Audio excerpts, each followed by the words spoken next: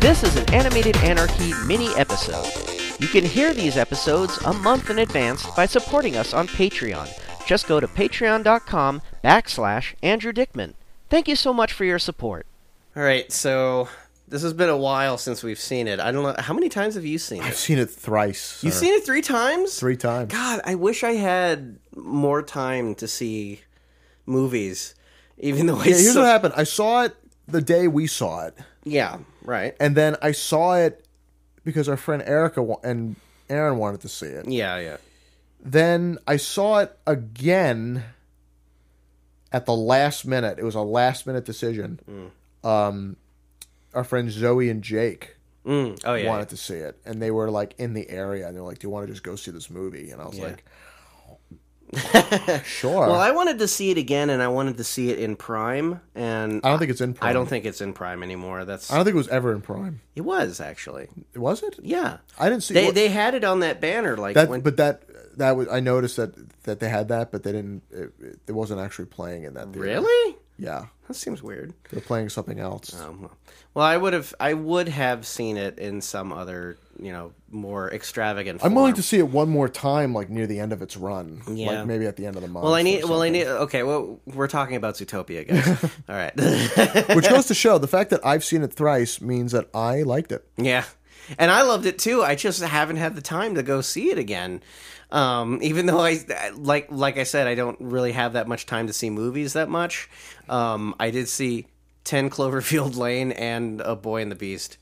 And you've seen and you saw Deadpool, which I was on the fence about seeing. Well, I saw that before Zootopia came out. Yeah. But yeah, it's like I've been seeing some movies that I wouldn't necessarily watch if I hadn't been with friends or something. Yeah. So, who'd you see 10 Cloverfield Lane with? I saw it with Jackson Tomar. Right. Yeah, and Bam. So yeah. Did they enjoy it? Yeah, they enjoyed it. But you hated it. Well, it's not that I didn't like it. Just that you went in expecting one thing. The whole point is like, okay, spoilers, everyone. The whole thing that I thought it was going to be half a monster movie, half a thriller, it turned out to be like only 5 minutes sci-fi. It was a 90-10 split. Yeah, it's basically a Twilight Zone movie, and it kind of seen that kind of stuff before, where it's like, if it takes a while to get to the twist of the whole thing in 20 minutes, think of how that feels like in an hour and a half. and that's honestly, it's like how I felt about it. It's like I really appreciated the whole tensity moments of it, and everything was all neat and everything, but it could have been a movie I could have skipped, and I did not want to spend $20 on it, but I unfortunately had to. You had the rule of the majority rule. Yeah. So, but yeah. Anyway, this is about Zootopia. Zootopia is a fantastic movie. Jerry Seinfeld? Goodbye, we're done.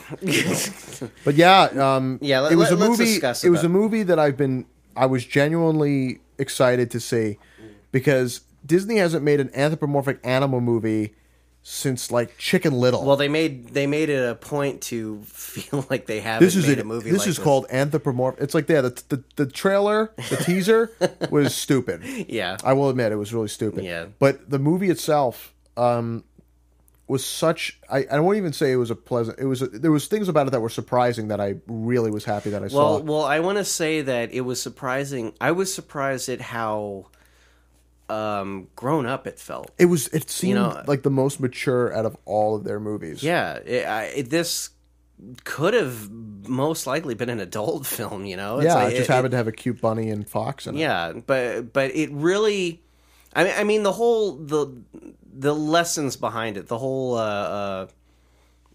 message that came across from it. It wasn't necessarily preachy.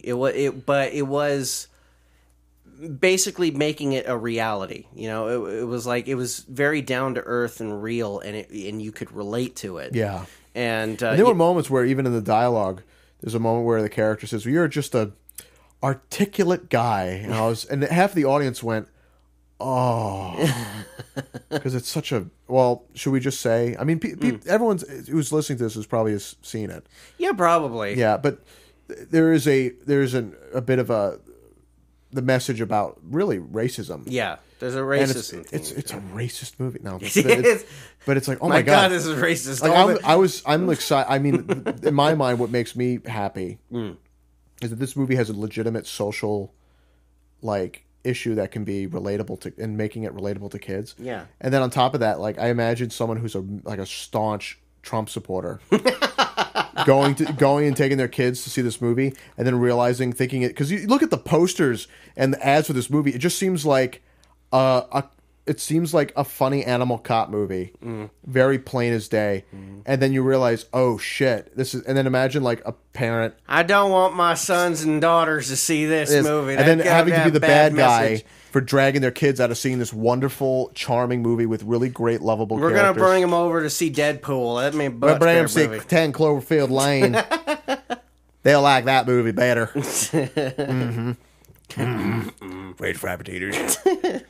Oh, it's great. I love the character that was in that. I was like, I'm really sorry. I was a real jerk back then. Gideon something. But he was a fox, and he was like, I was a real douchebag. No, I was a real jerk back then. I was a jerk. I had some unbridled hostility. I made you these pies. Yeah. Great character. There's so many cute character moments. Usually, with a movie, usually there's a character that I hate that character. Not even he's such a villain you can like. He's appealing, but then there's usually a character where you're like, I just don't like that character. I hate it. Yeah. In this movie, I know people that love the character, the character that was the villain. I'm not going to say who the villain was. I'm not going to say who. But every character, almost, I would say all of them were likable. Even ones that are either despicable or just mean or whatever, you can't help but like them. Every character to me was appealing. Yeah, they're humanized characters that are just kind of relatable, but at the same time different. Yeah, because it brought the whole concept of our everyday life in a way that would. How would animals approach that sort of thing? And it was very imaginative how they thought of how I love Little Rodentia, which is a tiny little rodent village. And... Yeah, in the art book, it's speaking of the art book, I'm kind of disappointed that it was a little thin. Only 160 pages. Thank God that people like Corey Loftus are posting a lot on their Tumblr. Yeah. And I really, really, really love the art book to this movie. If you can I love find the design sense of this movie. All the characters, all the world that they created. I mean, I just want more of it. Yeah, I want to see more. This is one of the few movies where you're like, I want either a sequel or a TV show. Yeah. Or anything. I could see a definite Law and Order themed styled show with with these characters. Dun dun. That kind of separation. Dun, dun. I would love to, they just announced recently that there's going to be a Big Hero 6 TV series. Yeah. I would love to see a Zootopia TV series. Oh yeah. But then it's like, oh wait, isn't that just like Ozzy and Drix from 10 years ago? It's like, no, please. But honestly, though, I would love to see more. With these characters are so likable. This movie, if you've ever read the comic book Black Sad, it's a French comic. I forget the guy who made it. The guy who did it was a Disney animator. He was, at one point, and I can never pronounce his name. Yeah, I know. And he made a series of book called Black Sad, and it kind of delves into this whole concept of racism, where he's a black cat. Or that has a little bit of white on his face, and other characters that are full black or full white fur, look at him as oh, you half breed or something, and it's just you'd understand, you have a little white in you, it's one of those things. This movie kind of approaches that in more of a G rating sort of thing, because while Black Sad is film noir sort of type comic booky, this one is just oh, it's a happy little cartoon, then wow, it's kind of cutting deep here. Oh my God, there's drugs. Yeah, exactly. There's drug references. Yeah, there's a Breaking Bad reference in this thing. And another thing too is I love how I didn't want to say it, but It's weird how in this movie the word "cute" for bunnies is like the N word. Yeah, like, which was like, whoa. That's, you see, when a bunny calls someone else cute, it's fine. But and then I love the I'm so sorry. There's some great, and it's great because like that Clawhauser reminds me so much of a guy that I knew. Yeah, and the thing about Clawhauser is that the thing that makes him really funny is that he's a cheetah, the fastest, one of the fastest mammals on the earth. But since he has a cushy desk job at the precinct, he's fat. He's the fattest character in the movie. Yeah, he's up there with like the hippos and elephants. But he's a chubby little cat, leopard, cheetah. Yeah, cheetah. And get it right. Get it right, you asshole. We're gonna get lots of letters. Yeah, but there's some great, and you get a nice mix of different types. I mean, you wish there were more. Mm-hmm. When you watch this movie, you're like, why weren't there? Like, the one thing that bugged me when I saw, I'm like, why aren't there birds? Why aren't there reptiles? Yeah, no, I think they wanted to keep it at a certain kind of Yeah, if they do another area. movie, I think it's been hinted that if they ever did another movie, they would have birds like lizards and things in it. Because which would be neat, yeah. Because they left out a lot of animals in this movie as well. Right. I mean, there aren't like traditional cats and dogs and stuff like that. I didn't see any like because because I imagine it was like mostly safari animals because those animals weren't domesticated. Mm-hmm. So like an ox, there would be more ox than there be like cows, like milk cows. Mm-hmm. And then I didn't see. Surprisingly, I saw a lot of like African four-legged hooved animals like zebras and things, Gazelle. but no horses.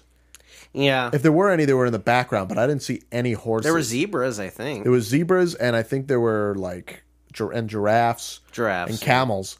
But and ox and whatever the Tommy Chong character was, which was such a like, oh my god. So like everybody, Disney was like, I think they had a thing where they did like a reverse psychology thing, where they said, all right guys, please don't do any Rule 34 art of our characters. Yeah, which was like, oh, we're totally making Rule 34 art of your characters. That is like free advertising, and it's free advertising.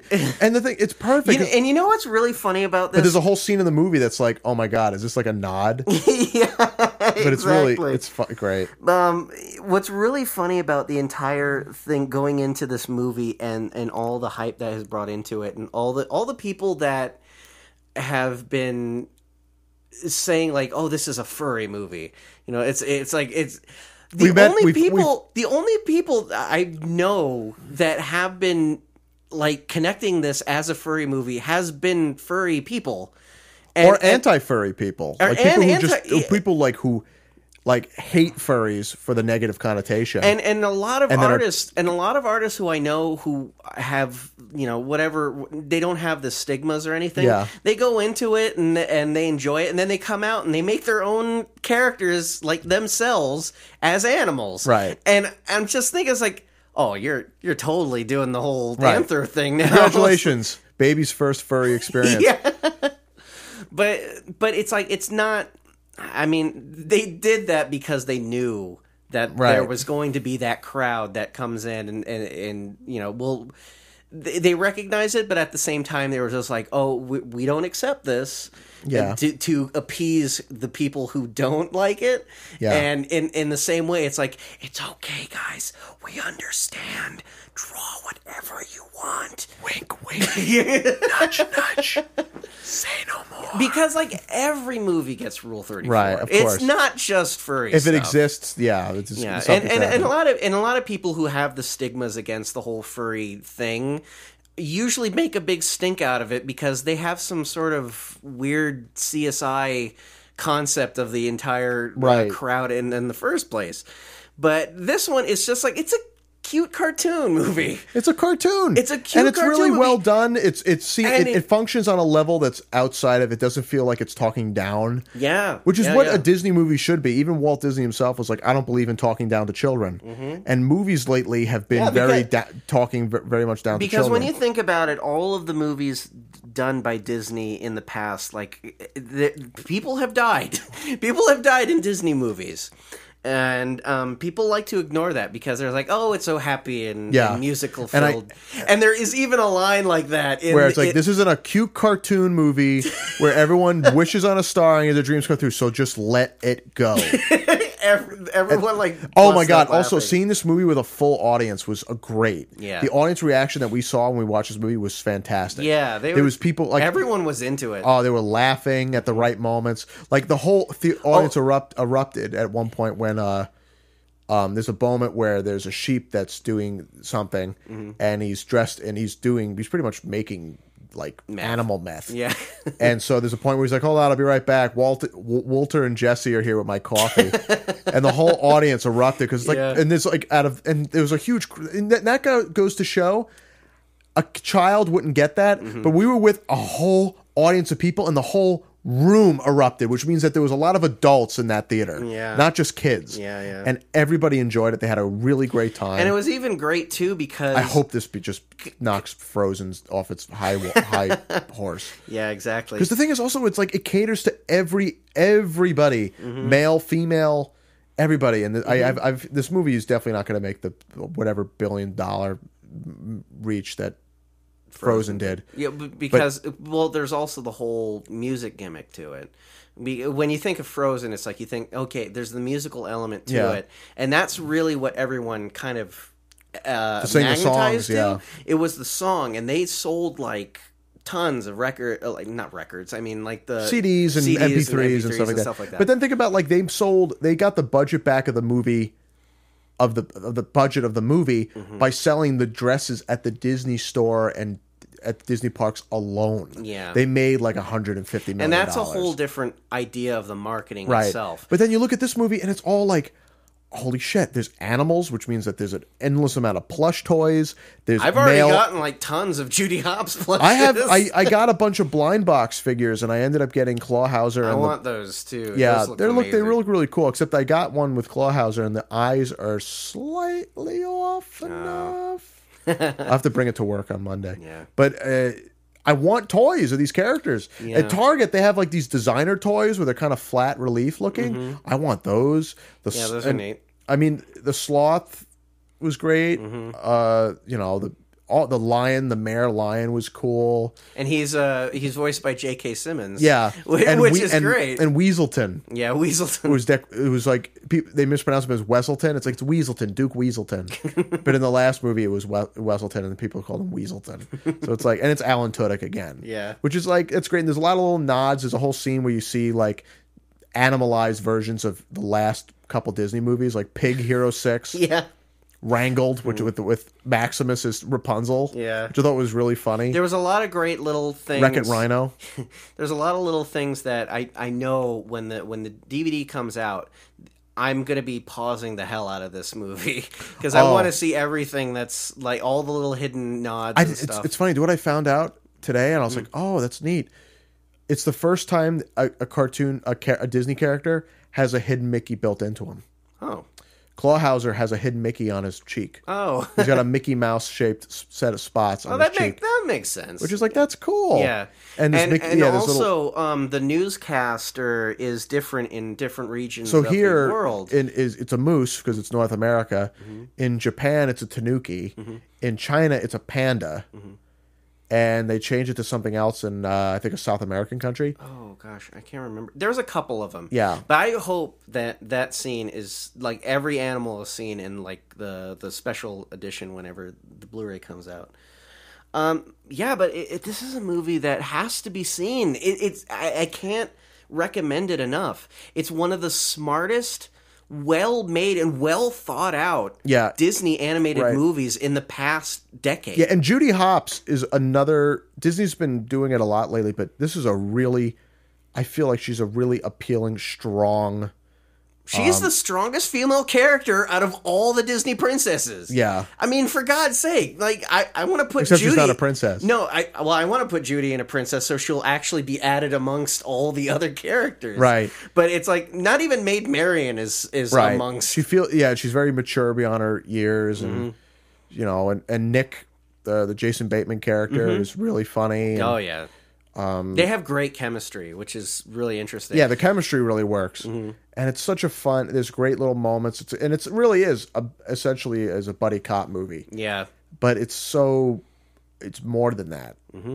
And there's some really imaginative stuff. The design sense of the whole movie is wonderful. Yeah, you could tell how much thought and effort and time, and so many laugh out loud moments. Yeah, they kept on questioning themselves, like how would a giraffe, how would a giraffe, and a penguin, how would a giraffe work alongside a mouse? Like what would a giraffe drive as compared to like a mouse? And even like they have like the mouse who drives like in its own little bicycle section against the street, and giraffes have like huge cars. And I love the little nods. There's little nods and things like the fact that there's a character in the movie named Emmett Otterton. And for me, Emmett Otter's Jug Band Christmas. I heard you laugh about that, and then it's like, it didn't dawn on me until afterwards, like, oh, right. Right. Emmett Otter, Jug Band Christmas is a Christmas perennial for me. Every Christmas I watch Emmett Otter's Jug Band Christmas, and the fact that they acknowledge Emmett Otterton. Yeah. And I found out, like, oh, it's not coincidence. Like, both Byron Howard and Rich Moore are fans of Jim Henson and specifically of Emmett Otter's Jug Band Christmas. So I'm like, that's great. Yeah. That's so cool. And then there was something else I was going to say about the movie in that sense, about like how about the animals, like how like there's mice and stuff. But I can't remember. But it's such a strong.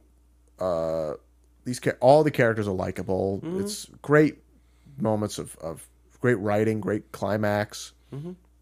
Really all around great action moments. I was honestly a little bit worried about how they modernize it, like how everything was, but honestly I think it works out for itself. Right. It's just like, this is how the modern world is now. I will say the one piece that I've of all the people I've spoken to a lot of people about this movie and how they felt about it.